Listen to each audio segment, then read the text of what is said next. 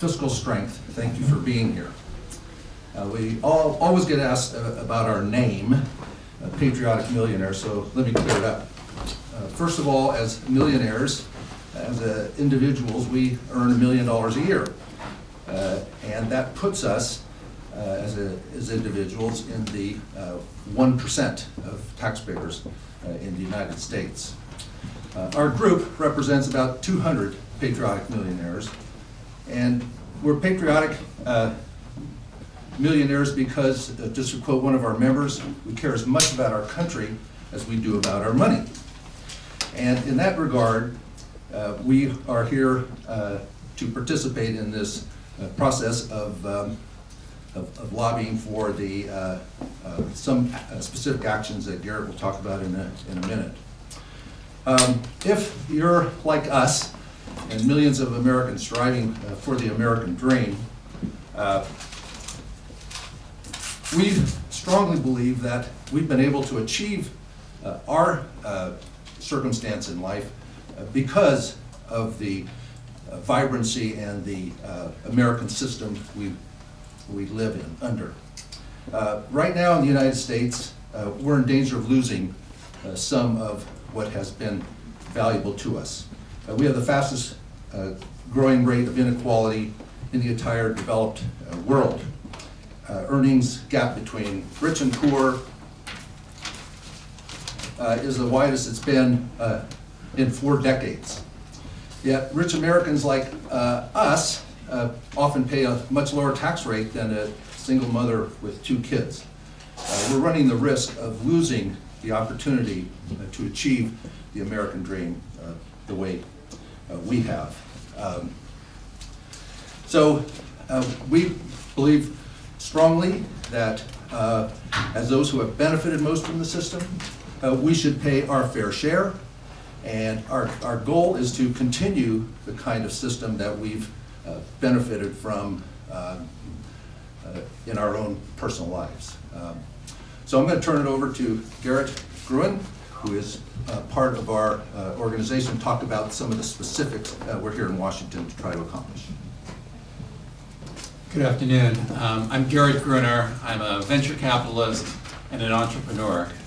And as part of our Patriotic Millionaires for Fiscal Strength group, we would specifically like to request Congress, in the context of these budget negotiations, which are obviously so important, the following 5 points. First of all, we strongly urge them to allow top tax rates to return to the 39.6% level they were at under the Clinton administration, and to create a new tax bracket for those who make more than $10 million per year. Second, to allow taxes on capital gains to also return to the Clinton era level of 20 to 28%. Third, to tax dividends at the same rate as ordinary income. Fourth, to reinstate a robust estate tax, or as I like to call it, the deferred wealth tax. And fifth, limit the itemized deductions for the very wealthiest of Americans. We can right our American ship if we take these steps.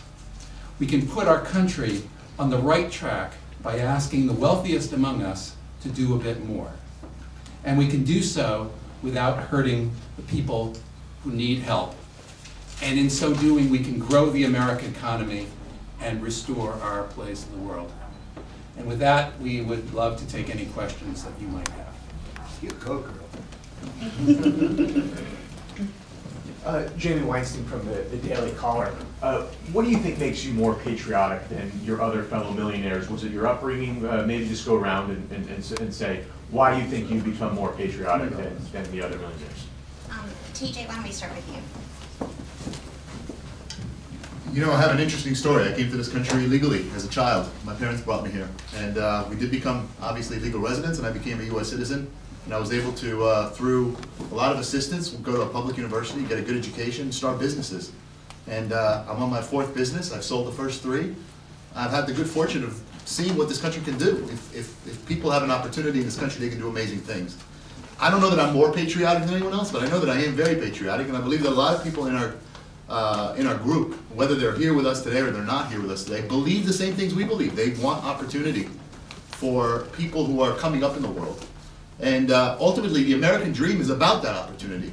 And the idea that somehow we're just going to keep ours and that American dream will continue, I think is folly. So at the end of the day, someone's got to pay for it. We are in a good position to be able to contribute, and we should. And we're prepared to do that. Great. Do you want a couple more to answer your question? Sure, that'd be great. And could you guys use your full names, please? I'm Sandra Strauss, and my parents, actually, my father was one of 6. He's the only one that went to college as a high school teacher. I happened to get in business, and right now have believed, we're progressive and have believed that this country has allowed us to further ourselves. I went and got a PhD at the University of California, and so both the education system and the upbringing, and I want to spread that to other people, and I think it's only fair that people have the chance to have the same sorts of possible advantages that I had. Thank you.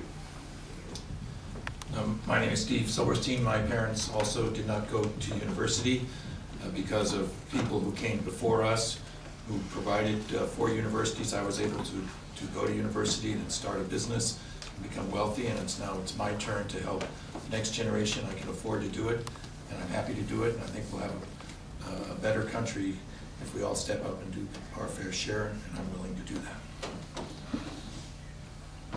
Is that good?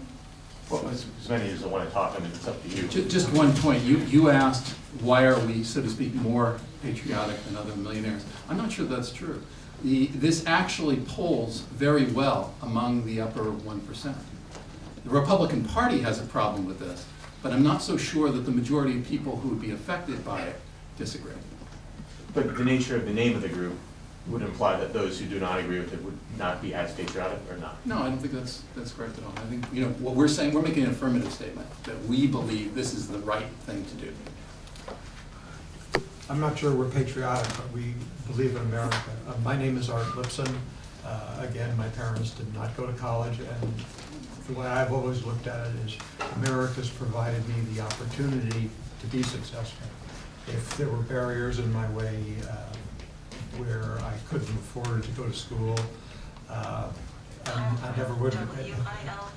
would never be able to take advantage of that opportunity. Hi, my name is Woody Kaplan. Unlike the other people, I came up in a privileged family, and I'm acting out selfishness. I think that what's true is that every business that I've owned, customers have been terribly important, and when we give the customers a fair break, that we're much more likely to grow a middle class, which will make all of us stronger. I think that there are a lot of us to keep going, but this lady and other people have questions. So. What's your take on the fiscal cliff? Let it come or stop it at any cost? Why don't we have Dan answer that? Dan. Well, and my name's Dan Berger, and I'm from Philadelphia. I'm an attorney. I belong to this group. I think that the fiscal cliff is a misnomer, and it's a characterization that sort of evokes some kind of panic, but it's not true because the budget issues that we have are long-term budget issues, and all the proposals have that address this subject are done in terms of 10 years and payments over and adjustments over 10 years. So I think it's a long-term secular problem that's facing the country, but it's not a short-term cyclical issue which would create any kind of panic or emergency. Is that the same take? Yeah, the one component of it that is, I think the more important component is actually the tax issue, and where it's actually kind of maybe more of a fiscal opportunity at this point to address these tax issues and figure out the tax policy from here forward. There's David Watson, a former Google engineer and entrepreneur. I think from my view, it's a strategic decision. We want to get these things done. Whether or not we do it before the sequester or after the sequester is a strategic decision. but it's got to get done. Yes, I was wondering why you think the Republican Party is so opposed to raising taxes when raising them will affect such a small percentage of the American public. Well, I'll pass it on to you. We all want to speak to that one. Well, one of the things that my take is that I think there's a sense that if you're in business and you're rich, you're Republican, and that somehow you equate to the idea that taxes are bad, and it's just an assumption. Well, in reality, you can make a very good case for the fact that paying higher taxes improves the economy. My personal income goes up and makes up for that increase very rapidly.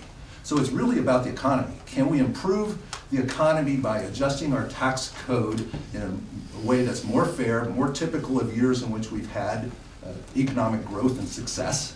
And if we can do that at this time, when there's a lot of attention to it, this is the best time to do it. So that's why I think we're one of the reasons we're here. And Frank, will you introduce yourself? Oh, I'm Frank Patriotic, businessman. Have a company with 100 employees, and oh, that's enough. Yes. Hi, Julie Weikowitz from Bloomberg News. I think that studies have shown that just, attacking the tax issue doesn't get us there. So have you all talked about, what you would like to see on the other side? Are you approaching the fiscal cliff both from the tax standpoint as well as entitlements and so forth, or are you just looking at taxes? Dan will answer. Yeah, I mean, the basic position of the group is that we're willing to pay higher. We're willing to pay higher taxes in order to address the so-called fiscal problems. But obviously, we've looked at the other side of the equation, and along the lines of what the president has laid out in the budget that he introduced last year, there have to be some spending adjustments and adjustments on the spending side. But you have to remember two things. Number one, there's already been $1.7 billion in spending cuts. Trillion. A billion here, a billion there, real money. But there's already been extensive spending cuts, which won't be factored into whatever deal comes about. And the second thing is that whatever is done on the spending side, because our position is let the rich pay slightly higher taxes, which will not have an adverse effect on economic growth, because people who are in the 1%, who earn, which is roughly equivalent to the top, people who earn $1 million a year or more or less in the 1%, save the majority of what they earn rather than spend it. So to tax them at a slightly higher marginal rate is not going to affect the economy in the short run. And whatever we do on the spending side cannot have an effect of depressing economic growth in the short run on a going forward basis. And that's a basic principle that has to be observed in these negotiations. I think we could say that the economy has the potential in 2012 at growing at a rate of 3.5% in real terms, but it's only growing at a rate of 2%. And the reason is something called fiscal drag, and that is the fiscal drag that's being imposed by the spending cuts that have already been enacted, plus the involuntary contraction of public sector spending at the state and local level. And if we add to that, we run the risk, and by the way, the economy has to grow for a number of consecutive quarters, 5 or 6 at a rate of closer to 3 and 3.5% to generate the kind of jobs necessary to bring the unemployment rate down. And if we add to the fiscal drag that already exists, additional fiscal drag, it will threaten that. And if the sequester is permitted to go through, would actually throw the economy into a recession. If there's a take-home, the take-home is the president's already given up $1.7 trillion without adjusting the revenue piece of it. That's a big take home, and I hope Congress and the President remember that in the current negotiation. Are you going to go through the questions? So you're just meeting with 3 Republican lawmakers. Do you have any specific tactics for how you're going to convince them to include those 5 points in the budget deal? Where is it from here? And how they're going to convince their fellow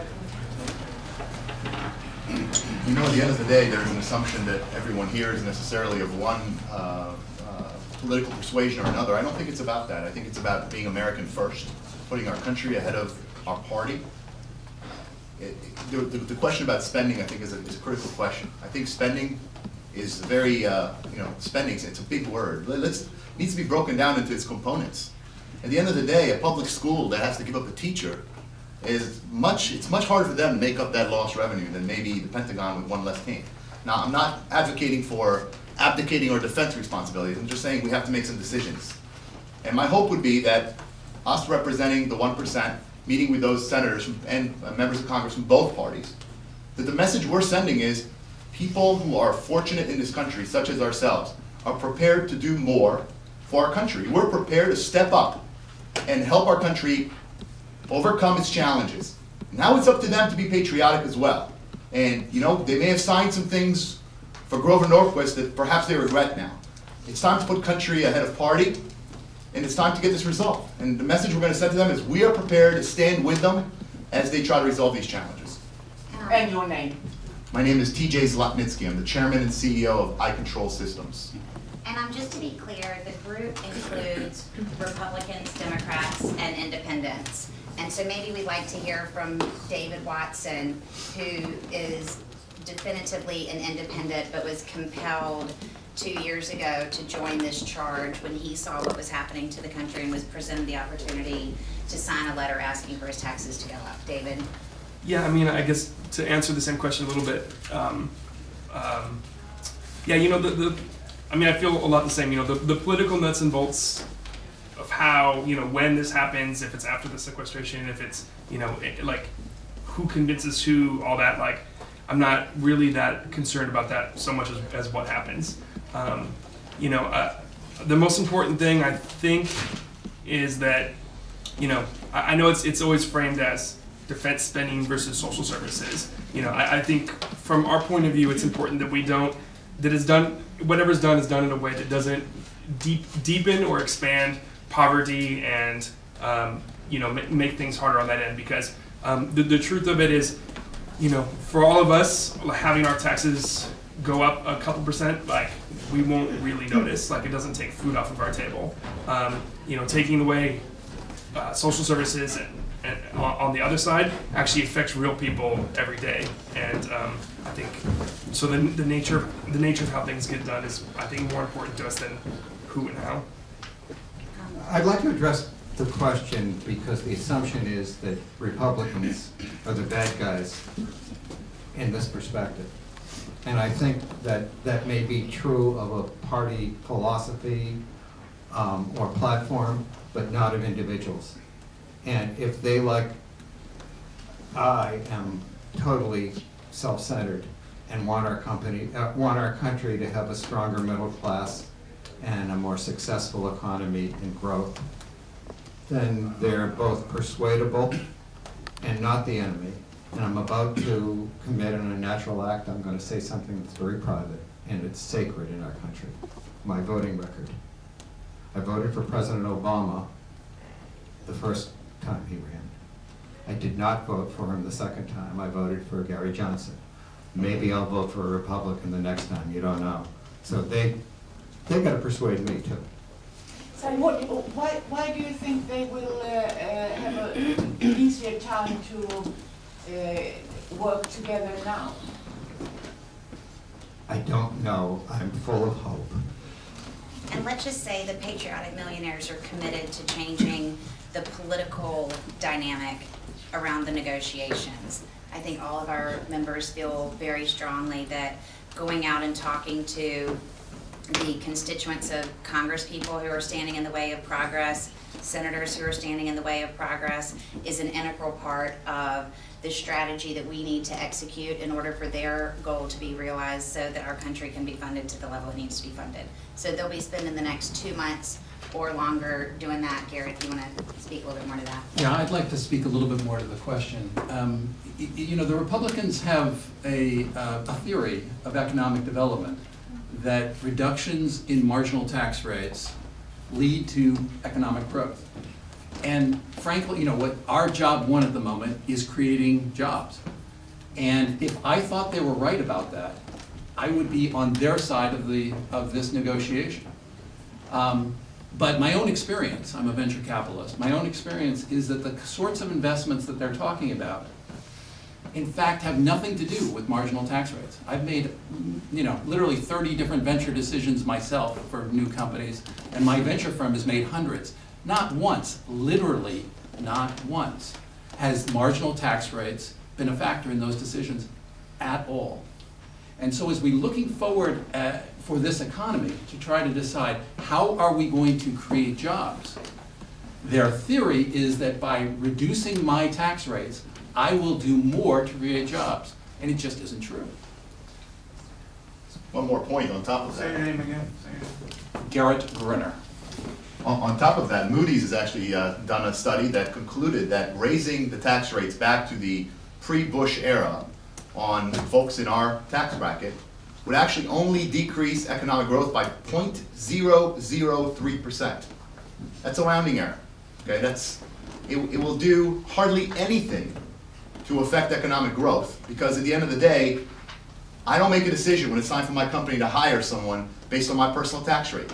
I make that decision based on what my customers need, based on what my business needs to succeed. My own tax rates never even factors in. And I know that I speak for these gentlemen and the 200 plus members that aren't here when I say that. Our personal tax rates are not what determines whether or not we make investments in this economy.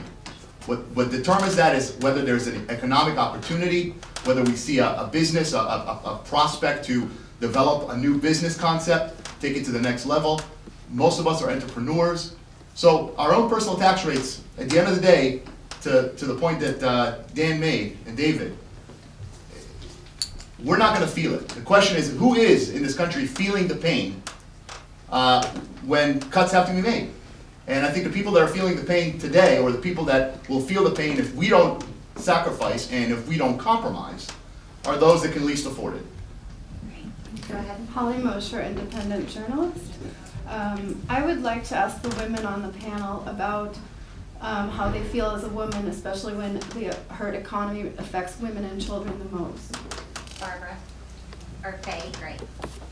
Yes, I'm Faye Strauss, and we know that the majority of poor are women and children. And the question is, are we going to sacrifice women and children to, maintain a lower tax rate or even give a lower tax rate to people like us who have benefited the most from the opportunities that this society has provided? Great, Barbara. I think she said it great. I think it helps the economy. I think it helps the women who are, and children who are in need, and everybody else. Barbara Pearl. Any other questions? Okay, great. Or you want to take, we'll do one more? Oh yeah, why don't we go down the line and do names and where you're from. So Barbara. Barbara Pearl from New York, New York. Morris Pearl from New York. I'm TJ Zlotnitsky from Tampa Bay, Florida. Faye Strauss from Lafayette, California. Sandra Strauss from Lafayette, California. Steve Silverstein from San Francisco, California. Garrett Gruner, Oakland, California. So this is the California group right here. So I'm also from Pleasanton, California. Frank Patitucci. Art Lipson, Salt Lake City, Utah. Woody Kaplan, I do my laundry in Boston. David Watson from Oakland, California. Daniel Berger, Philadelphia, Pennsylvania. and Erica Payne, originally from Raleigh, North Carolina, and I'm the coordinator of the Patriotic Millionaires. I'm not a Patriotic Millionaire myself. Yeah. Yet, but we get this done, you know, a couple years. I'll be right up here. So, y'all, thank you so much. We One more appreciate it. question. If you want correct spellings and things of names, we can, we have some staff folks back here who can help you. And you can also go to www.patrioticmillionaires.org, and you can learn more about the group and see all of the 200+ members. And I just also, one more point, this is a growing movement. We started a couple of years ago during the lame duck session of Congress with a few dozen Patriotic Millionaires. We're now getting well over 200. We had an additional 22 members sign up just